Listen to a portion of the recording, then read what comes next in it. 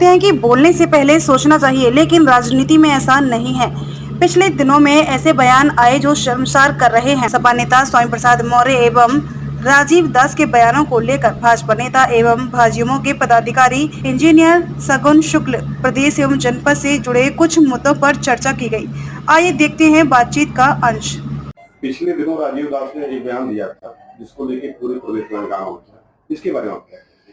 देखिए, बड़े दुर्भाग्य की बात है कि पूरे प्रदेश में इस समय विवादित बयानों की एक लहर सी आ गई है। जहाँ तक बात राजू दास जी की है, तो सर्वप्रथम उनके ऊपर समाजवादी पार्टी के कुछ निम्न कह सकते हैं निम्न स्तर के नेता हैं, उनके द्वारा जो है निम्न कोटि की जो उनसे आशा की जा सकती थी वही उन्होंने किया। उस प्रकार का एक उनके ऊपर निजी टिप्पणी किया था जिसमें उनके ब्लड ग्रुप को लेकर के, उनके रक्त समूह को लेकर के और उससे जुड़ी एक बीमारी होती है सिफिलिस जिसे बोलते हैं, उसको लेकर के एक निजी टिप्पणी की थी। तो मेरा मानना है कि राजू दास जी ने जो है अपना उसका जो उत्तर दिया वो निजी टिप्पणी पर निजी बयान के माध्यम से दिया।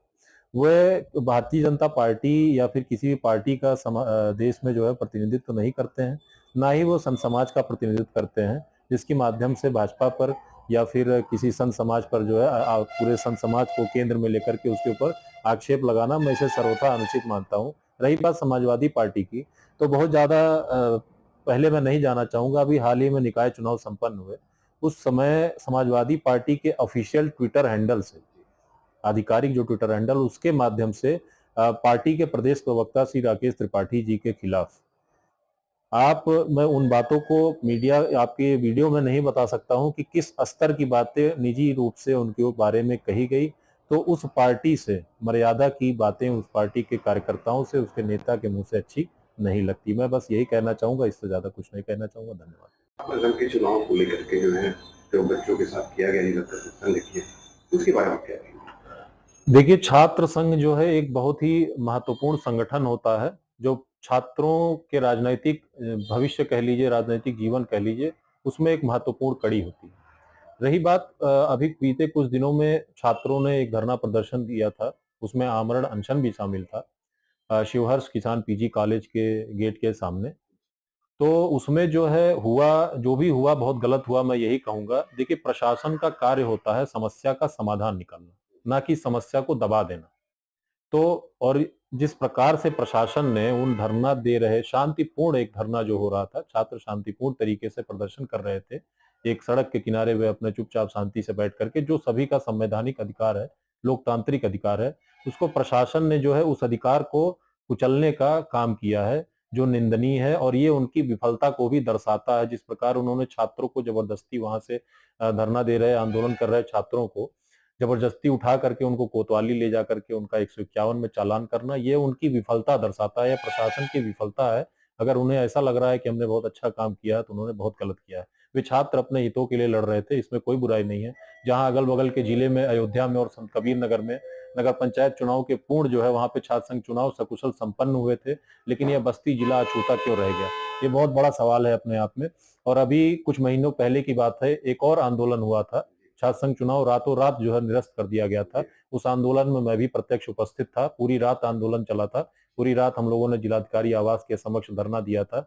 तो उस आंदोलन के उपरांत जिलाधिकारी महोदया से वार्ता हुई और उन्होंने एक लेटर भी जारी किया था। उसमें उन्होंने कहा था नगर पंचायत चुनाव के उपरांत छात्र संघ चुनाव संपन्न कराए जाएंगे।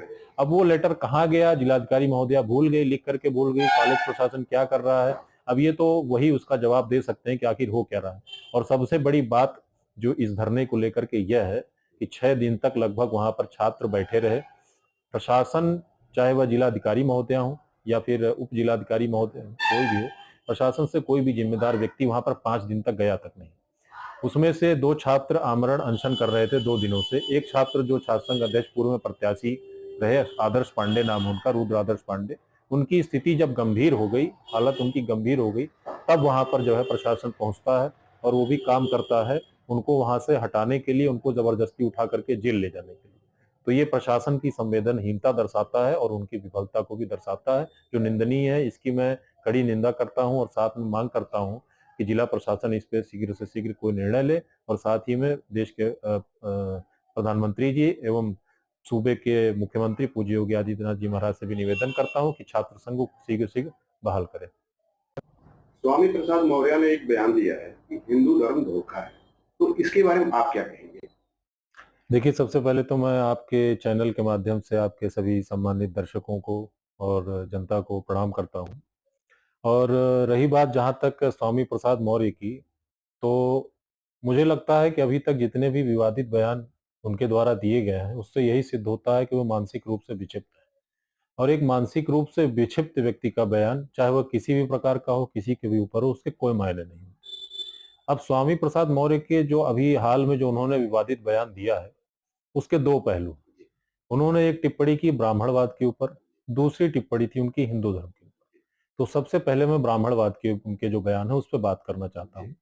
तो सबसे पहले मैं याद दिलाना चाहूंगा स्वामी प्रसाद मौर्य को ही नहीं, इस पूरे देश में जो भी लोग मेरा ये वीडियो देख रहे हैं आपके चैनल के माध्यम से, उनको, कि ब्राह्मण का समाज में जो स्थान है, ब्राह्मण देखिए व्यक्ति के जन्म से लेकर के उसके मरण तक सारा बंदोबस्त, सारी व्यवस्था एक ब्राह्मण ही करता है। इतिहास उठा करके आप देख लीजिए, विदेशी आक्रांता, चाहे वह मुगल हो, अंग्रेज हो, फ्रांसीसी हो, या फिर स्पेन से आए हुए हो, कोई भी, उन्होंने हमेशा हमला किया किस पे किया?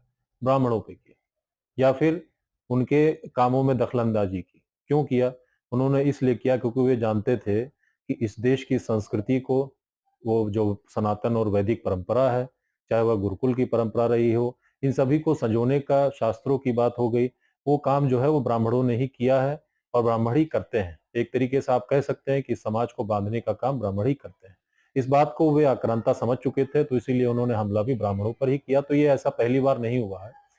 तो अब स्वतंत्रता के बाद भी यदि हमारे देश में हमारी राजनीति से जुड़ा एक व्यक्ति, जो समाजवादी पार्टी का राष्ट्रीय महासचिव भी है, अखिलेश यादव जी जिसके राष्ट्रीय अध्यक्ष हैं, उनकी पार्टी का एक व्यक्ति इस प्रकार का बयान दे रहा है, और उनकी चुप्पी कहीं ना कहीं ये सिद्ध करती है कि ये उनके ही इशारों पर हो रहा है। इसके लिए जितने जिम्मेदार स्वामी प्रसाद मौर्य हैं, उतने ही अखिलेश यादव भी हैं। रही बात ब्राह्मणवाद की, तो ब्राह्मण इतना कमजोर नहीं है आज के समय में कि ऐसे दो कौड़ी के व्यक्ति के बयान से वो डगमगा जाएगा। एक प्रसिद्ध कविता है, उसकी कुछ पंक्तियों के माध्यम से मैं आपको बताना चाहूंगा कि ब्राह्मण जो है उसका महत्व क्या होता है। शिखा जिसकी धरोहर है, तिलक से जो अलंकृत है, चमकता भाल दिनकर सा, जो अपराधों से वंचित है, जो शंभु सा विनाशी है, जो विष्णु सा हृदय कोमल, जो शंभु सा विनाशी है, जो विष्णु सा हृदय कोमल है, तेज जिसमें ब्रह्मा का, वो ब्राह्मण सर्ववंदित है। ये कविता अपने आप में सिद्ध करती है कि ब्राह्मण का क्या महत्व है। रही बात हिंदू धर्म की, तो हिंदू धर्म में चाहे ब्राह्मण हो, क्षत्रिय हो, जो भी जितनी भी जातियां हैं हिंदू धर्म में, वे सभी एकत्रित होकर के अपने जो इष्ट है, अपने देवी देवता हैं, उनकी आराधना पूजा करती हैं। उसके लिए स्वामी प्रसाद मौर्य जैसे दो कौड़ी के आदमी की जो है मुहर की आवश्यकता नहीं है। जहां तक मुझे लगता है वो मानसिक रूप से विक्षिप्त हो चुके हैं, इसीलिए इस प्रकार के विवादित बयान आए दिन वे देते रहते हैं। रही बात हिंदू धर्म की, तो मैं उन सभी लोगों से अपील करना चाहूंगा, और मैं उनको खोज भी रहा हूं, आप भी खोजिए, आपके चैनल के माध्यम से कहूंगा, जो जब भी मुस्लिम धर्म या फिर अन्य धर्म, कोई भी अल्पसंख्यक बातें होती हैं उससे जुड़ी होती हैं, उस पर तुरंत जो है फ्रंट पर आ जाते हैं और पूरा का पूरा बवाल खड़ा कर देते हैं, धर्म खतरे में आ जाता है, तमाम चीजें होने लगती है। आज कहाँ है वे लोग?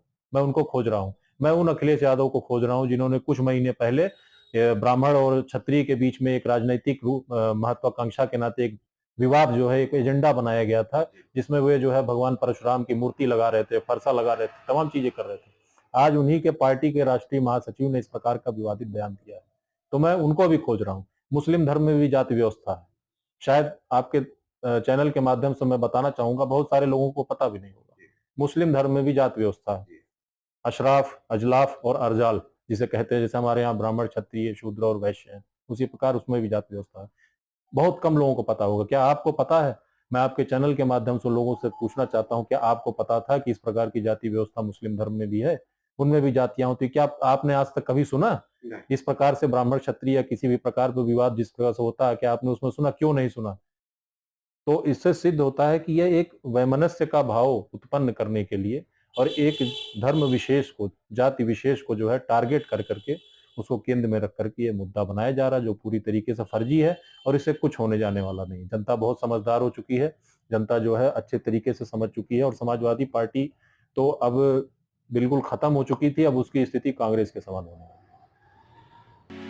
बेबाक खबरों के लिए हमारे YouTube चैनल को सब्सक्राइब करें। देश प्रदेश एवं स्थानीय खबरों के लिए हमारे वेबसाइट www.bntlive.com पर लॉगिन करें। साथ ही Facebook, Twitter, Telegram, Instagram, LinkedIn पर भी फॉलो कर सकते हैं। धन्यवाद।